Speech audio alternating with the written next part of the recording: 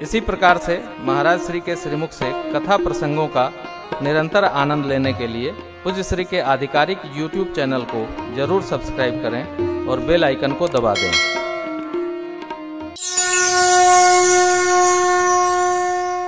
दुनिया का दुर्दांत आतंकवादी दशानन जब समय आया है तो अपनी अर्धांगिनी मां मंदोदरी कहती है, राम विमुख असहाल तुम्हारा रहा न कुल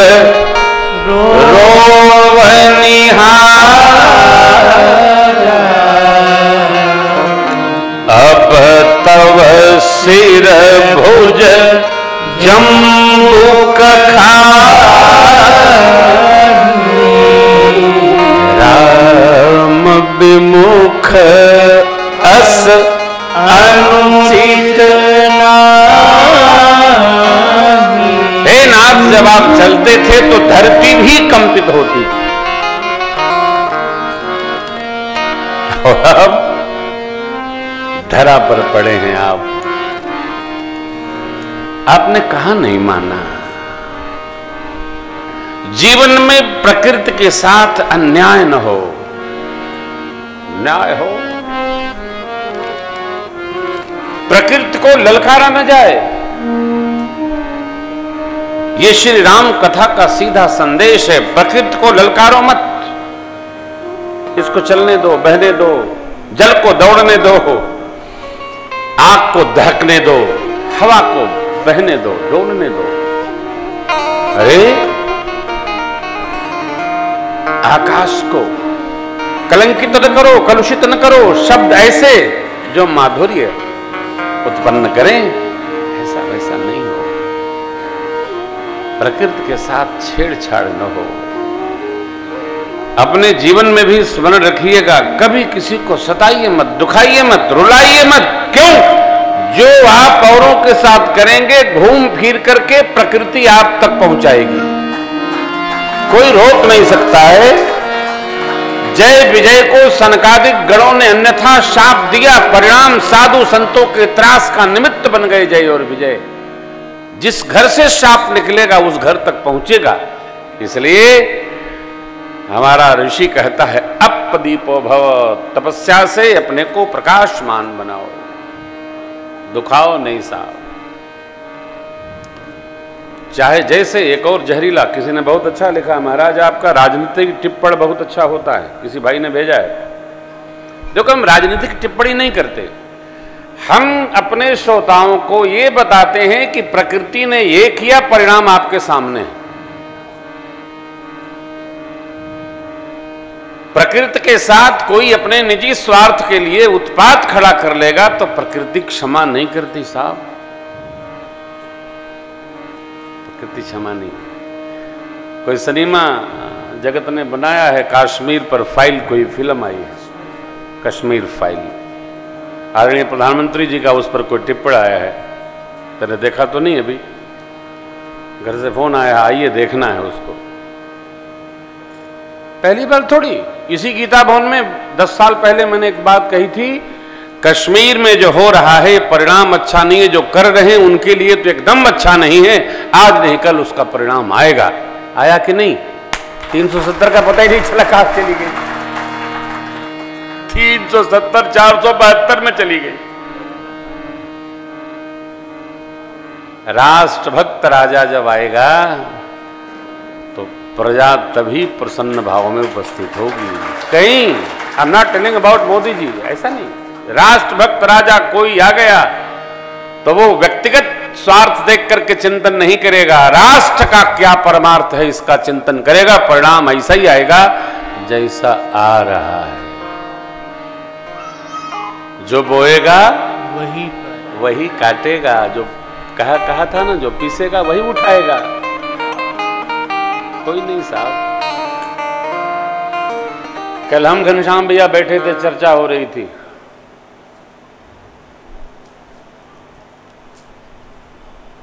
जो कमा रहा है घर में वो अहंकार का प्रदर्शन न करे, वो शीलता का दर्शन कराए। अपने अहम में आप किसी को त्रास देंगे, किसी को सताएंगे, किसी को दुखी करेंगे तो प्रकृति फिर आप पर पलटेगी, क्योंकि कब तो बुढ़ापा आवेगा। तैयारी रखिए, तैयारी रखिए। यह रामचरित्र इसी का संदेश है। सर्वकाल सुख किसी ने नहीं देखा। मेरे राम जी कभी दुखी नहीं भये, क्योंकि राम तो ब्रह्म हैं, नारायण हैं, परमेश्वर हैं। प्रकृति भी राम जी के जाने पर रुई माफिक हो जाती थी हो, और राम जी के प्रेमी में के जाने पर तो क्या कहना, तस्मग भयउन राम कह जसभा भरतई जात। भगवान के भागवतों को जाते देख प्रकृति भी सहयोगी बन जाती है। हम कहां खड़े हैं इसका चिंतन करना चाहिए।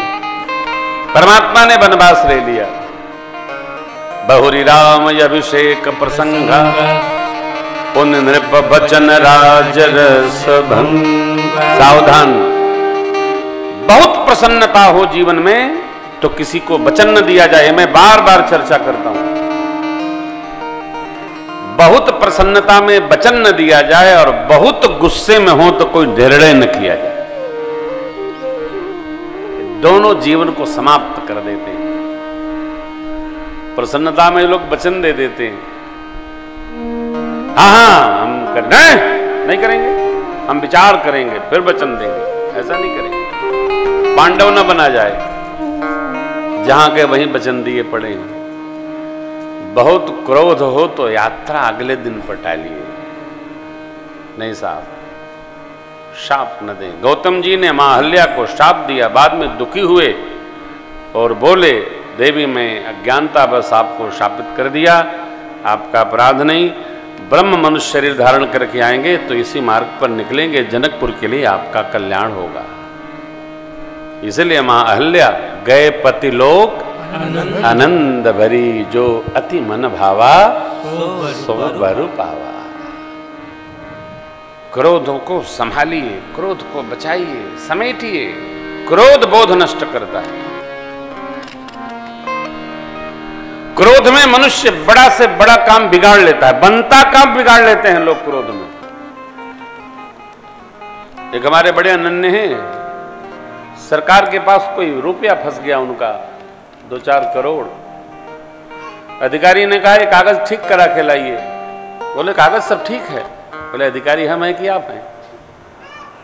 हम कह रहे ठीक करा के लाइए, आप कह रहे ठीक है। भाषा बदली उनकी। उसने कहा पंडित जी ऐसा लिख दूंगा कि जीवन भर उलझा रहेगा, आप निकाल नहीं पाएंगे।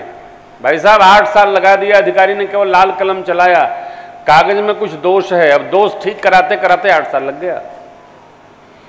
8 साल बाद विगत वर्ष में पैसा मिला है। इसलिए हम अपने आवेश को संभाल कर रखे। अरे आवेश तो क्या, सनकादिकों का आवेश क्या क्या नहीं कर दिया, नारद जी का आवेश क्या क्या नहीं कर दिया, भगवान को शापित दे करके धरती पर भेज दिए। आवेश को संभाला जाए, मेरे ठाकुर से सीखने लायक है। पुन नृप बचन राज रस भंग, पुरवासिन कर विरह विषाद। कहां तो उत्साह, कहां आनंद, कहां अभिषेक महोत्सव, कहां नित्य गान गवनई चल रहा, और कहां भगवान चुपचाप मां का आशीर्वाद लेकर वन चले गए। अरे यहां भी एक सिद्धांत है, ध्यान रखना। जीवन में जब आत्यांतिक प्रेम की अवस्था हो, उसी समय विपत्ति भी आने की तैयारी करके रखती है। आत्यांतिक प्रेम के प्रवाह में हम इतने संयमित न हो जाए कि विपत्ति आते हम टूट पड़े। 2 साल पूरी दुनिया ने कोविड झेला, हम आप सब उसके चपेटे लपेटे में किसी तरह रहे, परंतु भगवान की करुणा कृपा है द्वारिकाधीश की कि हम लोग हैं।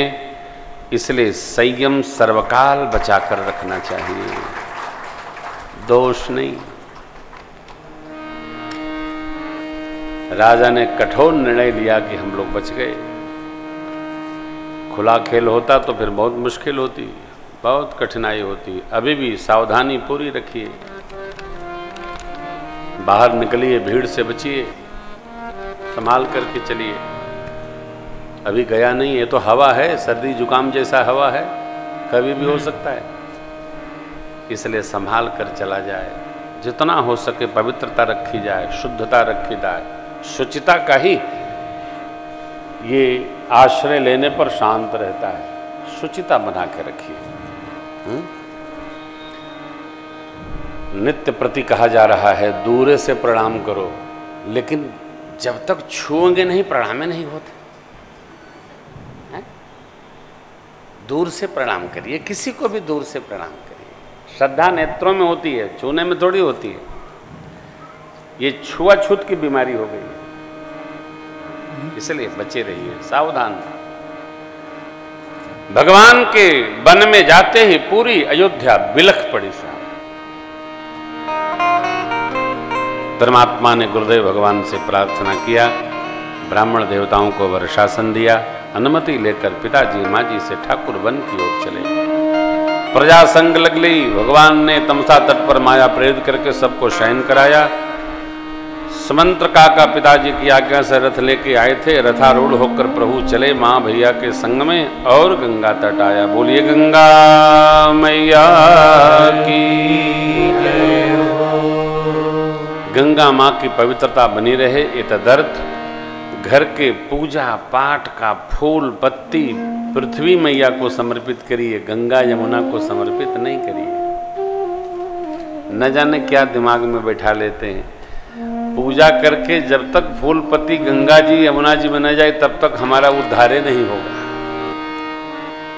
मिट्टी में ही जाना है सबको, शरीर भी मिट्टी में ही जाएगा। अस्तु मिट्टी में उसको डालिए, गड्ढा खोदिए, मिट्टी में डालिए, इधर उधर न करिए। आजकल तो शहरों में बहुत सारे खाद के विधान बन गए हैं, फूल पत्ती की खाद बनने लगी है।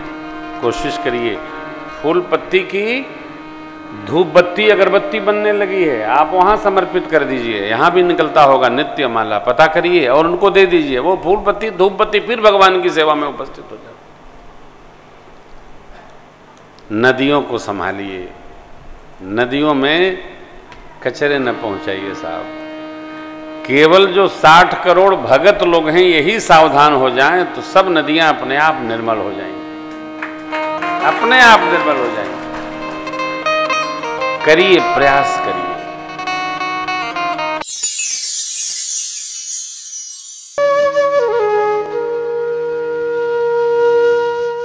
इसी तरह सुनते रहिए, चैनल को सब्सक्राइब करिए, बेल आइकन को दबा दीजिए और पुण्य अर्जन के लिए अपनों में शेयर करिए।